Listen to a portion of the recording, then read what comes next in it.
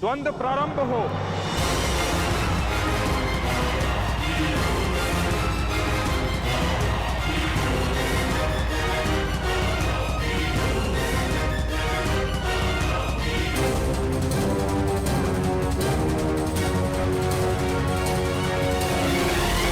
ये द्वंद्व नहीं, तुम्हारा सौभाग्य प्रारंभ हो रहा है, मेरे होने वाले सम्राट। हाँ मामाश्री।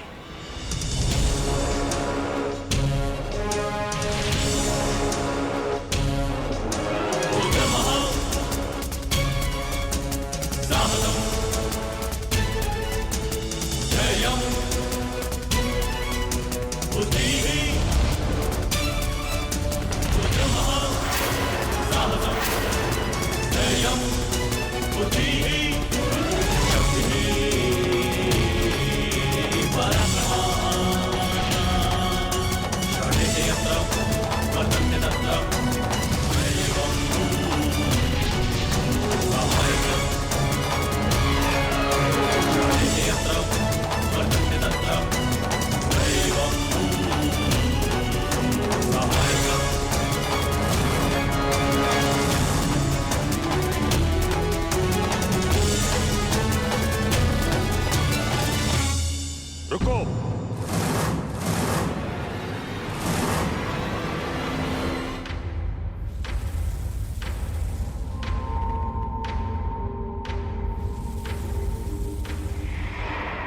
क्या हुआ ताज?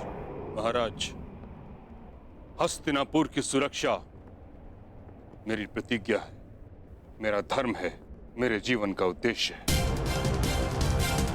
मुझे लगा था कि इस द्वंद्व से हस्तिनापुर का रक्त बहने से बच जाएगा,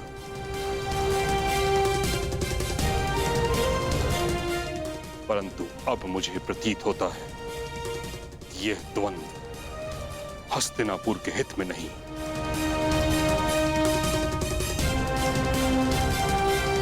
इस कारणवश मैं इस द्वंद्व को समाप्त करने की घोषणा करता हूं।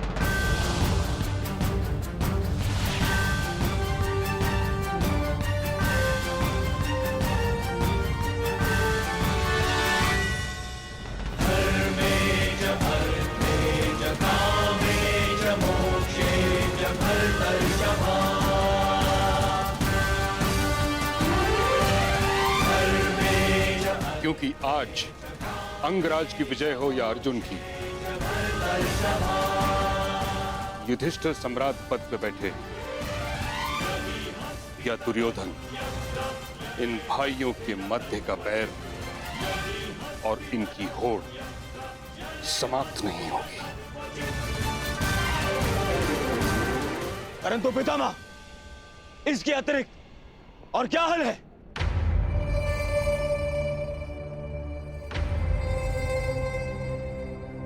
विभाजन, विभाजन, विभाजन।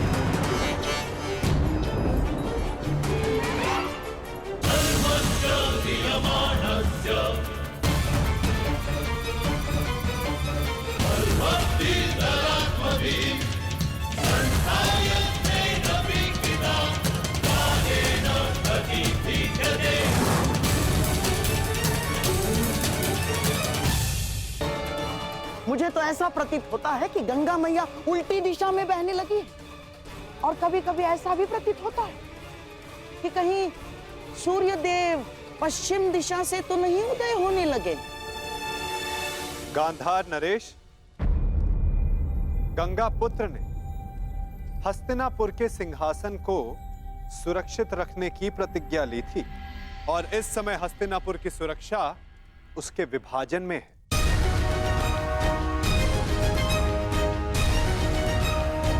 और आप तो कुरुपुत्रों के मामाश्री हैं।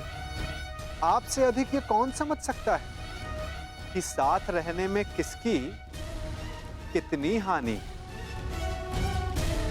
और ये भी समझ सकते हैं कि यदि एक बार अग्नि प्रज्वलित हो उठी तो उसे शांत करना कितना कठिन है, विशेषकर विद्वेष की अग्नि। वासुदेव, मैं तो शांत। शकुनी, शांत। विदुर, तुम्हारी नीति क्या कहती है इस विषय में?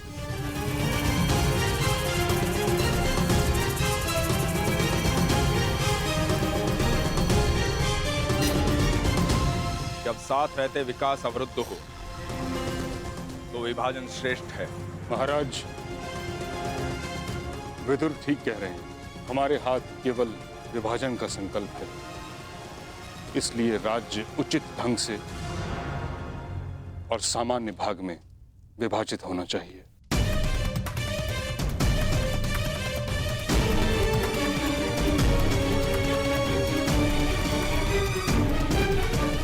मामाश्री, मैं ये विभाजन यहीं समाप्त कर दूंगा। अभी अपने गदा के एक ही प्रहार से इन पांडवों का सिर और सब दोनों चूर-चूर कर दूंगा। अभी देखिए। शांत हो जाओ मेरे होने वाले सम्राट, शांत हो जाओ। देखो, जो काम सुई से हो सकता है उसके लिए तलवार नहीं उठाई जाती। पांडवों को ऐसा विकल्प दूंगा विभाजन का कि वो उसे अस्वीकार कर देंगे, समझ गए? उसके बाद सारा खेल हमारे मुट्ठी में। परंतु नहीं, ये समय कृष्ण के और मेरे मध्य बुद्धि युद्ध का है, इसीलिए मुझे ही आगे रहने दो। ठीक है मामाश्री। हाँ, तो ठीक है। यदि दोनों पक्ष विभाजन के लिए प्रस्तुत हैं, तो यही सही। परंतु दाता और याचक, इन दोनों के मध्य एक नियम होता है। जो दे रहा है वो ही चयन करे। तो इसके नाते विभाजन में पांडवों को कौन सी भूमि मिलेगी, इसका विकल्प देने का अधिकार केवल दुर्योधन का है।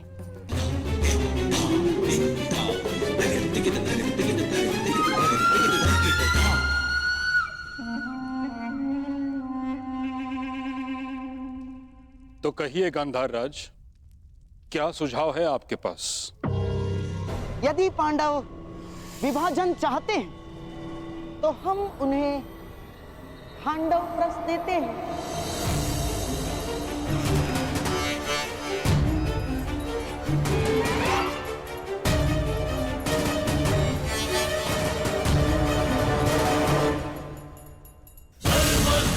और यदि पांडवों को खांडव प्रस्थ स्वीकार नहीं तो हमें भी विभाजन स्वीकार नहीं।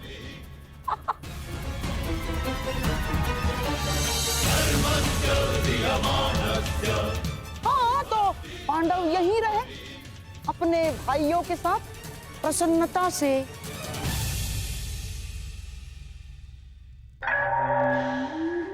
प्रेम से और सेवा से। यह अन्याय है गांधार राज।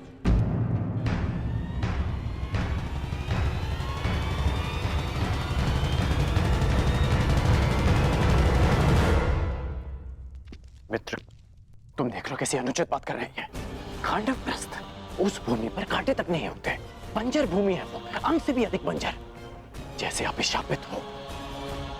महाराज, यदि विभाजन नीति अनुसार करना है, पांडवों को वो भूमि देना नीति का अपमान है।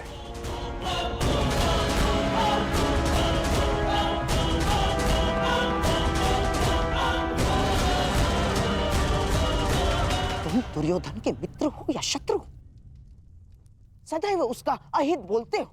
मैं वही करता हूं जो मेरे मित्र के हित में हो, और मैं नहीं चाहता कि आपके एक और कुचक्र में फंसकर मेरा मित्र स्वयं को सदा के लिए इतिहास में अन्यायी सिद्ध कर दे। हमें खांडव प्रस्थ नहीं चाहिए, भले ही युद्ध हो जाए। युद्ध से कौन भयभीत है वीरकोधर? दान में मिले बछड़े के दांत नहीं गिने जाते। क्षत्रिय दान नहीं लेता, युद्ध करके अपना अधिकार प्राप्त करता है। अर्जुन, तुम्हारे बाणों का उत्तर भी है मेरे पास। यदि कुछ चाहिए तो केवल खांडव ही मिलेगा, अन्यथा कुछ नहीं मिलेगा।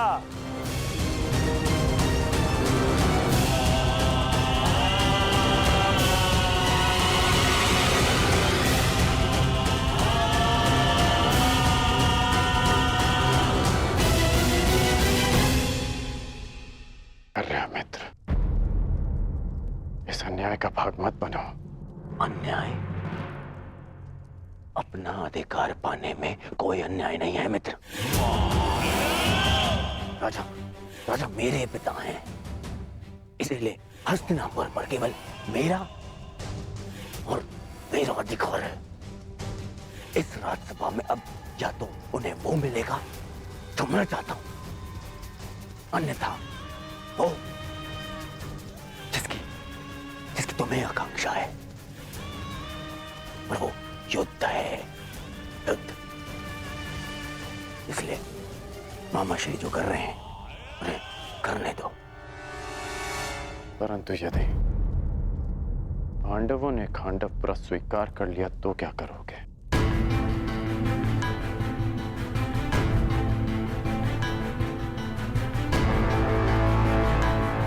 नहीं करेंगे,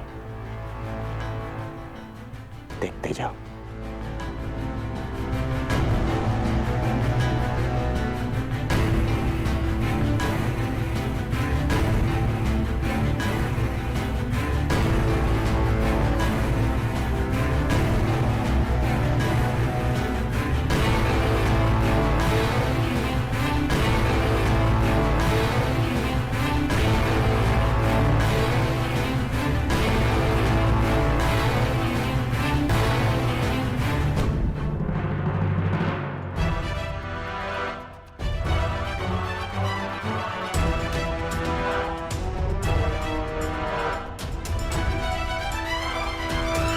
यदि खांडव प्रस देकर मेरे अनुज दुर्योधन को संतोष मिलता है तो हमें खांडव प्रस स्वीकार है।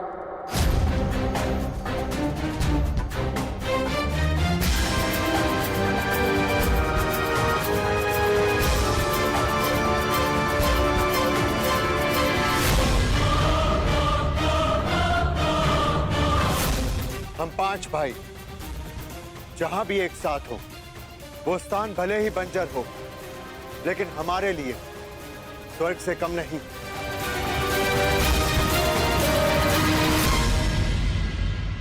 यदि प्रिय युधिष्ठिर को ये स्वीकार है तो हस्तिनापुर नया राज्य बनाने में तुम्हारी सहायता करें।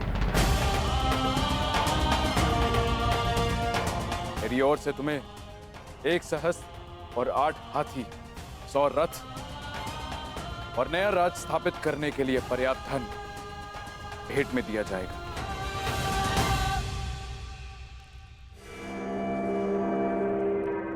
परंतु पुत्र,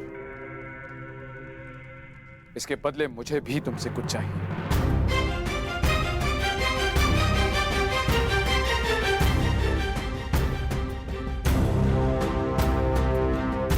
मैंने कौरवों और तुम में कभी भी पक्षपात नहीं किया। सदैव तुम्हें अपने पुत्र से बढ़कर माना है।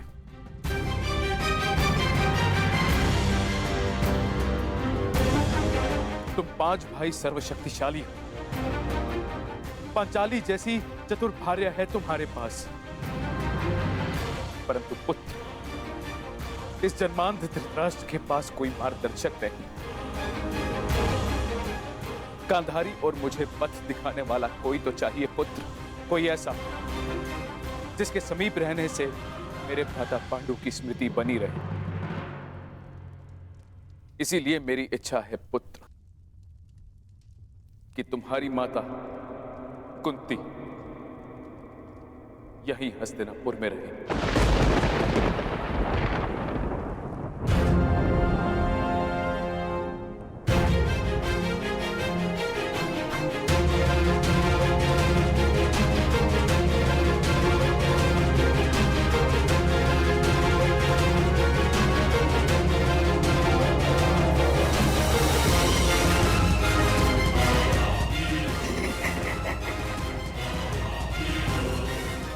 बहुत अच्छे महाराज, बहुत अच्छे। एक बार ही सही, परंतु आपने अपने मस्तिष्क का प्रयोग तो किया। नहीं, ये हमें स्वीकार नहीं।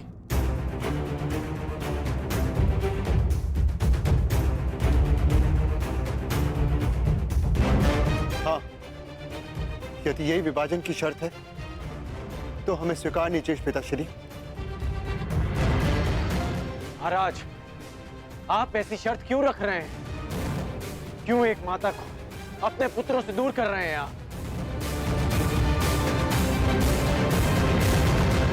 मैं कुंती को पांडवों से दूर नहीं कर रहा हूं अंगराज।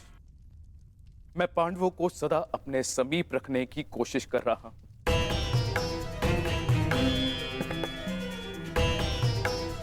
कुंती यहां हस्तिनापुर में रहेगी तो पांडु पुत्र यहां आते जाते रहेंगे।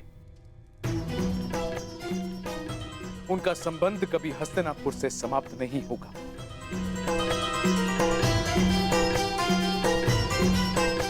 मेरी आंखें देख नहीं सकती, परंतु पांडु पुत्रों का स्वर मुझे सुनने को तो मिलता रहेगा।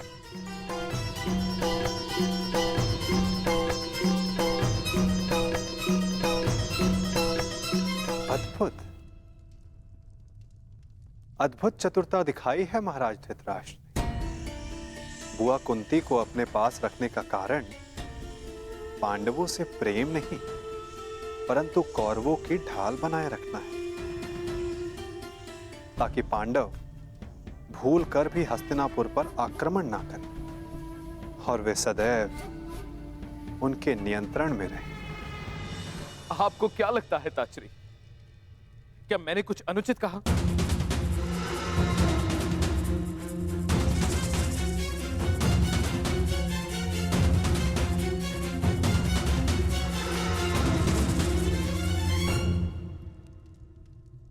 हम अपनी माता के बिना नहीं जाएंगे।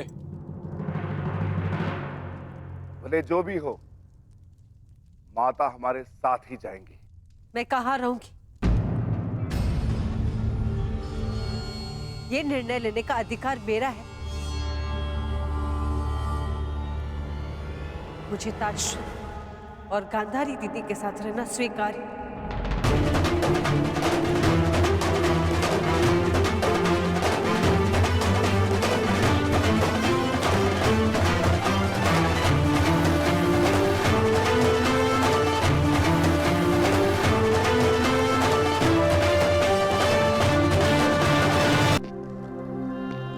परंतु माता, यह असंभव।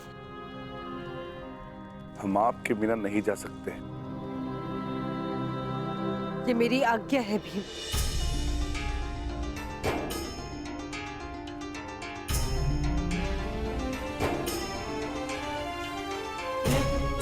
अर्जुन, भीम, जीवन में कुछ निर्णय स्वीकारने में बड़े कठोर हो सकते हैं, चूंकि वे निर्णय नहीं, समय द्वारा ली जाने वाली परीक्षा होती है। यदि बुआ कुंती दोनों परिवारों को एक रखने, महाराज धृतराष्ट्र की इच्छा पूर्ण करने के लिए इतना बड़ा बलिदान दे रही है, तो आप सबको इसका सम्मान करना चाहिए।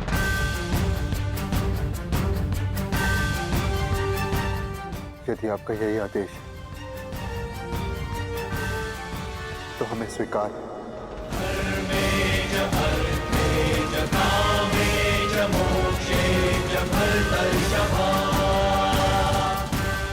पितामह और माता से दूर रह पाना कठिन और कष्टप्रद होगा, परंतु आपकी इच्छा पूर्ति के लिए हम आपको छोड़कर खांडवप्रस्थ जाएंगे।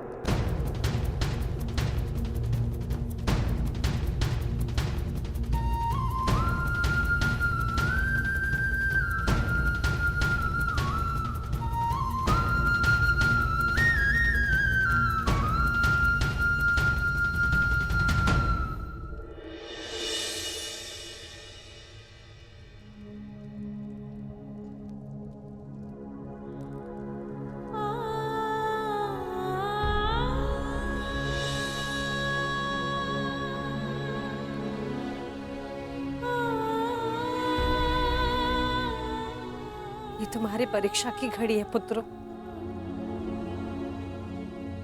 तुम्हें बंजर भूमि में पुष्प खिलाने, परिश्रम करना है और पांचों साथ रहना।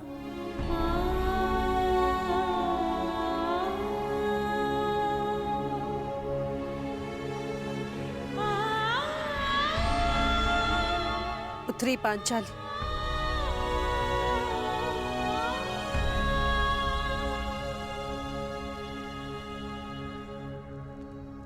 से मेरे पांचों पुत्र तुम्हारा उत्तरदायित्व है।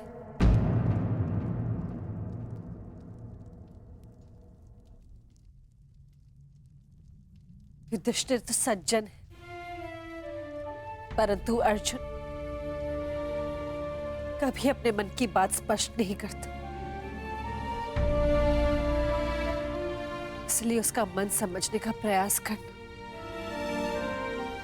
और भीम तो नटखट है, उद्दंड है और इसके भोजन का विशेष ध्यान रखना। नकुल और सहदेव कहने के लिए माद्री के पुत्र हैं, लेकिन मैंने उन्हें भीम और अर्जुन से कभी कम प्रेम नहीं किया।